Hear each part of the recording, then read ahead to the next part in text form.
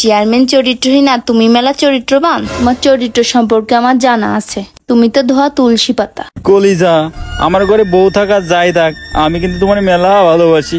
ওই চেয়ারম্যানের থেকেও বেশি তুমি আমার সাথে এই কাজটা করতে পারো না। না না না, একদমই পারো না। আমার মেম্বারের মনে তুমি কষ্ট দিতে পারো না। এই মেম্বার, যা হয়েছে হয়েছে। তুমিও চেয়ারম্যান ইলেকশন করতেছো, আমিও চেয়ারম্যান ইলেকশন করতেছি।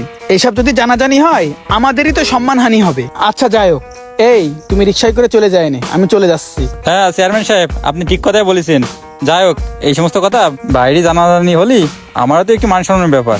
আমিও তো মাঝে মাঝে যাই দেখা করতে। চল তাহলে যাই। মেম্বারশিপ, তাহলে আপনি যাতে লাগেন, মেয়ে ছেলে মানুষ তো, আমি ওই রিক্সা ওঠার ব্যবস্থা করে দিয়ে আসছি। তাহলে তুই উঠে দিয়ে আসিস ভালো করে আমার সোনাটা রে। তাহলে পাখি আসি, তাহলে রাত্রেবেলা আসবে না? হ্যাঁ মিজান, তাহলে ভালো করে দেখে শুনে উঠে দিস। হ্যাঁ আচ্ছা ঠিক আছে, কষ্টটা আমারটা করতে হয়। চলে ওদের বউ।